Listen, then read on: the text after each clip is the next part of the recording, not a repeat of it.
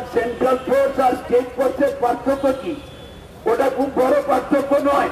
Central force পরিচালনা করছে রাজনাথ সিং আর state force পরিচালনা করছে মমতা ব্যানার্জি। আমাদের আপনাদের ব্যারিকেড তৈরি করেছেন, কোনো ব্যারিকেড মানব না আমরা।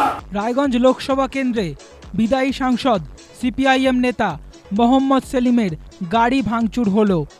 এর প্রতিবাদে রাজ্যে নির্বাচন কমিশনের অফিস ঘেরাও কর্মসূচি বামেদের।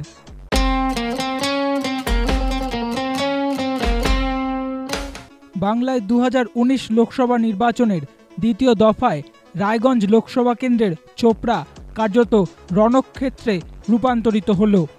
রায়গঞ্জ লোকসভা কেন্দ্রে বিদায়ী সাংসদ সিপিআইএম নেতা মোহাম্মদ সেলিমের গাড়ি ভাঙচুর হল। এর প্রতিবাদে রাজ্যে নির্বাচন কমিশনের অফিস ঘেরাও কর্মসূচি বামেদের। এই বিক্ষোভ কর্মসূচির মধ্যে দিয়ে সিপিআইএম নেতা রবীন দেব আরও একবার তৃণমূল ও বিজেপি আতাতের কথা সোচ্চার কণ্ঠে ঘোষণা করলেন। তিনি বললেন, কেন্দ্রীয় বাহিনী পরিচালনা করছে রাজনাথ সিং এবং রাজ্য পুলিশ পরিচালনা করছে মমতা বন্দ্যোপাধ্যায়। মূলত রায়গঞ্জে সিপিআইএম প্রার্থী মোহাম্মদ সেলিমের গাড়ি ভাঙচুরের প্রতিবাদে বামফ্রন্টের এই কর্মসূচি। সেখানে রায়গঞ্জ এবং দার্জিলিং কেন্দ্রে যে হিংসাত্মক কার্যকলাপ হয়েছে, আমাদের প্রার্থী তার উপর আক্রমণ, তার গাড়ি ভাঙচুর করা থেকে শুরু করে বোমাবাজি করা, ইট বর্ষণ করা, ভোটারদের ভোট কেন্দ্রে যেতে না দেওয়া, বুথ দখল করে নেওয়া, পোলিং এজেন্টদের বের করে দেওয়া, এইসব এর বিরুদ্ধে প্রতিবাদ জানাতেই আমরা এখানে আজকে উপস্থিত হয়েছিলাম।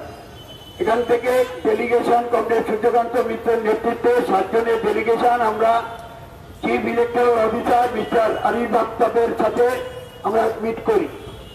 সেখানে আমরা যে এতদিন পর্যন্ত আমরা সেন্ট্রালি 43টা মেমোরেন্ডাম দিয়েছি, এভাবে আজকে বাদ দিয়ে 643টা অভিযোগ পাঠানো হয়েছে। এর বাইরে আমরা কেন্দ্রীয়ভাবে 43টা অভিযোগ পাঠিয়েছি গত 18 ফেব্রুয়ারি থেকে শুরু করে। কারণ 31শে জানুয়ারি আপনারা জানেন যে chief election commissioner mister Sunil অরোরার নেতৃত্বে ফুল বেঞ্চ আমাদের কলকাতায় এসেছিলেন, গ্র্যান্ড হোটেলে মিটিং হলো। সেখান থেকেই আমরা বলেছিলাম এই রাজ্যে যেভাবে পঞ্চায়েত নির্বাচন হয়েছে, এ রাজ্যে যেভাবে পুরসভা নির্বাচন হয়েছে, এ রাজ্যে বিভিন্ন উপনির্বাচনগুলি যেভাবে 2011 পর থেকে হয়েছে, এখানে মানুষের গণতান্ত্রিক অধিকার কেড়ে নেওয়া হয়েছে। বিশেষ করে গত পঞ্চায়েত নির্বাচনে কয়েকটা জেলায় একেবারে বিরোধীদের মনোনয়নপত্র দাখিল থেকে শুরু করে নির্বাচিত হওয়ার পর পর্যন্ত তাদের সার্টিফিকেট কেড়ে নিয়ে যারা পরাজিত তাদেরকে জয়ী ডিক্লেয়ার করা, এই ধরনের ঘটনা ঘটেছে গণতন্ত্র নিধনে। তাই এই রাজ্যে ভোট করতে হলে নির্বাচক মন্ডলীর মধ্যে একটা বিশ্বাস তৈরি করতে হবে, আস্থা তৈরি করতে হবে, যেটাকে কনফিডেন্স বিল্ডিং ইলেকশন কমিশনের ভাষায় সেটা করতে হবে।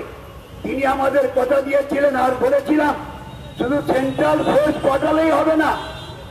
অনেকেই মনে করেন সেন্ট্রাল ফোর্স, আমরা বললাম সেন্ট্রাল ফোর্স পাঠালে হবে না। এই সেন্ট্রাল ফোর্স ডিপ্লয়মেন্টের ক্ষেত্রে দায়িত্ব নিতে হবে ইসিআই কে। সেন্ট্রাল ফোর্স পাঠালেন আর এই রাজ্য সরকার যা পুলিশ দলদাসে পরিণত হয়েছে তাদের মাধ্যমে যদি সেন্ট্রাল ফোর্স ডিপ্লয়মেন্ট হয়, ওই আপনারা দেখেছিলেন কিভাবে হাজারদুয়ারিতে ঘুরতে যাওয়া থেকে বিভিন্ন হোটেলে যাওয়া, এইসব ঘটনারই পুনরাবৃত্তি ঘটবে। তখন তিনি কথা দিয়েছিলেন আপনারা 1 ফেব্রুয়ারি পত্রিকায় করবেন, 31শে জানুয়ারি সমস্ত মিডিয়াতে মিস্টার অরোরার বক্তব্য প্রচারিত হয়েছিল। তখন তিনি বলেছিলেন যে না, সেন্ট্রাল ফোর্স আসবে, তার ডিপ্লয়মেন্টের দায়িত্ব ইসিআই এর বিহাফে এখানে সিইও চিফ ইলেকট্রাল অফিসার তার অফিস থেকে এই সেন্ট্রাল ফোর্স ডিপ্লয়মেন্ট হবে।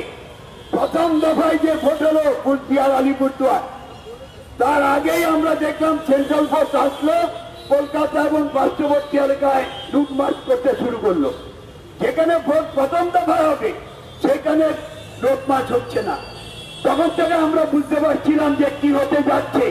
তার জন্য আমরা ওই ফেব্রুয়ারি মাসেই আমরা কমপ্লেন করলাম যে আমরা এখন থেকেই বুঝতে পারছি সেন্ট্রাল ফোর্স আসলে এই সমস্ত সেন্সিটিভ বুথ সেখানে তাদেরকে ডিপ্লয় করা হবে না, তাদেরকে বসিয়ে রাখা হবে, অন্য জায়গায় পাঠানো হবে যেখানে শান্তিপূর্ণ, যেখানে বিরোধীরা শক্তিশালী, সেই জায়গায় বসিয়ে তাদেরকে দিয়ে বাধা দান করা হবে। তার পুনরাবৃত্তি ঘটার আমাদের যে আশঙ্কা তা প্রমাণিত হলো প্রথম ফেজের নির্বাচনে। সেই দিনই আমাদের বামফ্রন্টের পক্ষ থেকে বলা হয়েছিল, আমরা সেই দিনই ডেপুটেশন দিতে চেয়েছিলাম, তখন চিফ ইলেকট্রাল অফিসার আমাদের বলেন যে আপনারা আমাদের প্রথম দিন আমাদের এখানে মিস্টার বিবেক দুবে এসছেন, স্পেশাল অবজারভার পুলিশ, তিনি ওখানে আছেন, আপনারা আমাদেরকে একটু সময় দিন। আমরা চিঠি দিয়েছি, বিকালে এসে ডেপুটেশন দিয়েছি, কিন্তু আমরা সেদিন বিক্ষোভ সমাবেশের আয়োজন করিনি। আমরা পরের দিন 12 তারিখে আমরা প্রস্তুতি রেখেছিলাম। তিনি রিকোয়েস্ট করেছিলেন যে আমাদের দ্বিতীয় ফেজে একটু সুযোগ দিন, আমরা কারেকশন করব।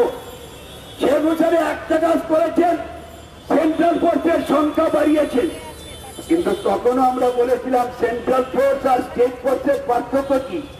ওটা খুব বড় পার্থক্য নয়। সেন্ট্রাল ফোর্স পরিচালনা করছে রাজনাথ সিং আর স্টেট ফোর্স পরিচালনা করছে মমতা ব্যানার্জি। দুইজনের মধ্যে যে বোঝাপড়া রয়েছে, মুদ্রার এপিট ওপিট আমরা সেটা জানি। তাহলে মানুষের মধ্যে এই ফোর্স থাকলে একটা কনফিডেন্স আসে, এবং সেটা যদি পরিচালিত হয় নির্বাচন কমিশনের দ্বারা, তাহলে নির্বাচন কমিশনের যে দায়বদ্ধতা সুস্থ অবাধ শান্তিপূর্ণ নির্বাচন পরিচালনা করা, তাহলে সেই কাজ করা যেতে পারে। কয়েকটা রাজ্যে ঘটেছে যে ইলেকশন কমিশন কি করতে পারে, যে রাজ্যে গণতন্ত্রকে জোড়ায় করেছে ত্রিপুরায়, সেখানেও ঘটেছে। তাদের রিপোর্টের ভিত্তিতেই আজকে নির্বাচন হওয়ার কথা ছিল, সেটা 23 তারিখে পিছিয়ে গেছে, আপনারা জানেন। এবং জানেন যে একটা রাজ্যে একটা কেন্দ্রের ভোট বাতিল হয়ে গেছে, আবার কিছু বুথে পুনর্নির্বাচন হয়েছে, সেটাও আপনারা জানেন।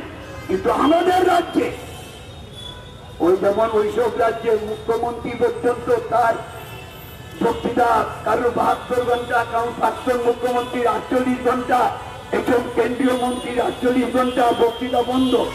কিন্তু আমাদের রাজ্যে মডেল কোড অফ কন্ডাক্ট সেটা চালু হয়েছে 10ই ফেব্রুয়ারি রাত থেকে, যেদিন নির্বাচনের 10ই মার্চ রাত থেকে যেদিন নির্বাচনের দিন ঘোষণা হয়েছে, সেদিন থেকেই রাজ্য সরকারের মন্ত্রীরা সেটাকে উপেক্ষা করতে শুরু করেছে।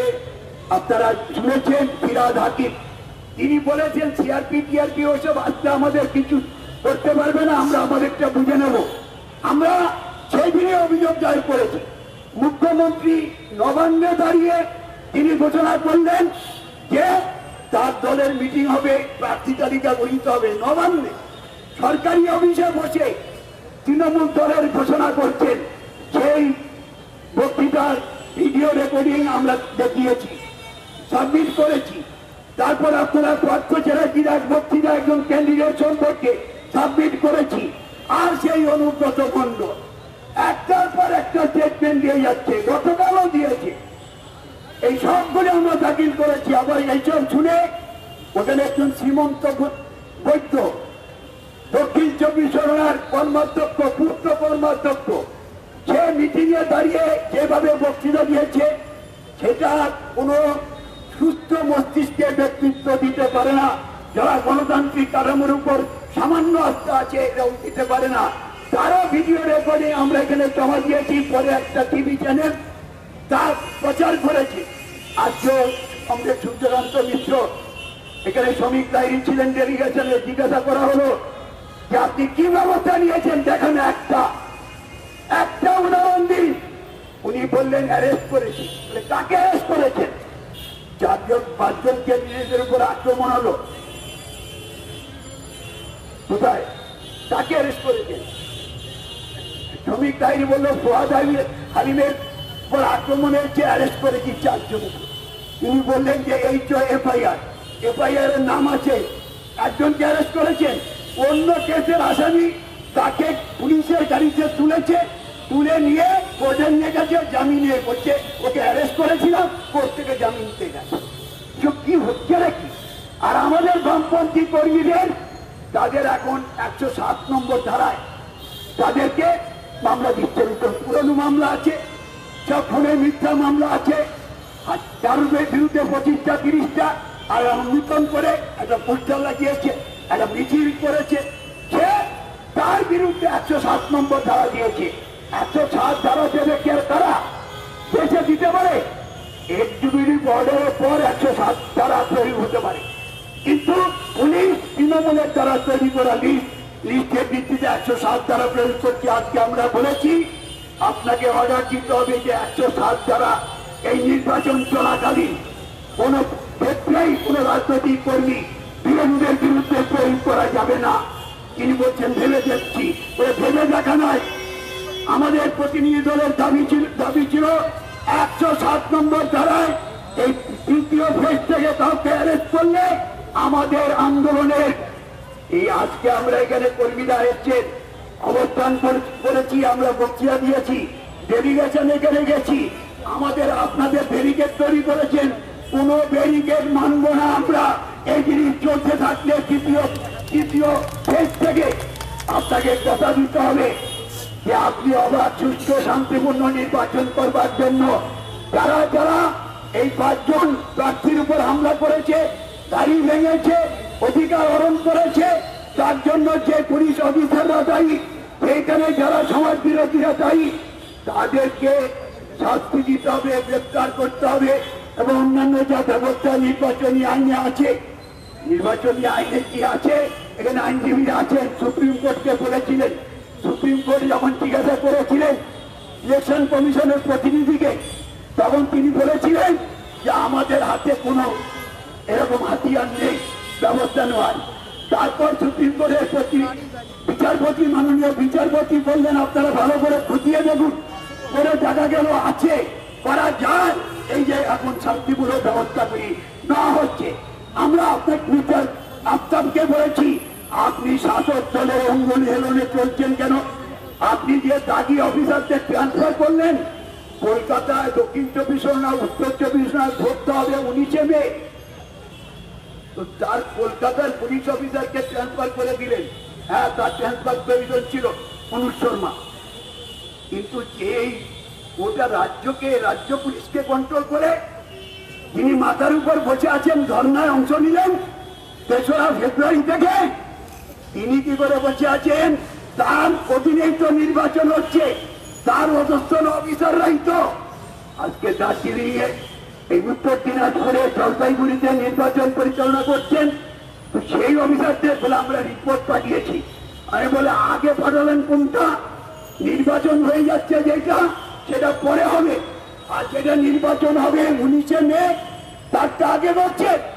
মানুষকে কি বোকা পেয়েছেন আপনারা? আমরা আজকে বলেছি যেসব অফিসাররা, এবং তার সাথে আরেকটা কৌশল শ্রীমতী মমতা ব্যানার্জি করেছেন, আপনি চাকরিতে নিয়োগ করতে পারছেন না, শূন্য পদ পূরণ করতে পারছেন না, কিন্তু এক্সটেনশন উঠে যাচ্ছেন 2 বছর, 3 বছর, 4 বছর, 5 বছর, 6 বছর। সঙ্গে সীতারাম ইয়েচুরি প্রমুখ তারা রেগুলার কন্ট্যাক্ট যাচ্ছেন, তাদের সাথেও কথা বলে আমরা পরবর্তী কার্যক্রম গ্রহণ করব। আপনাদেরকে ধন্যবাদ।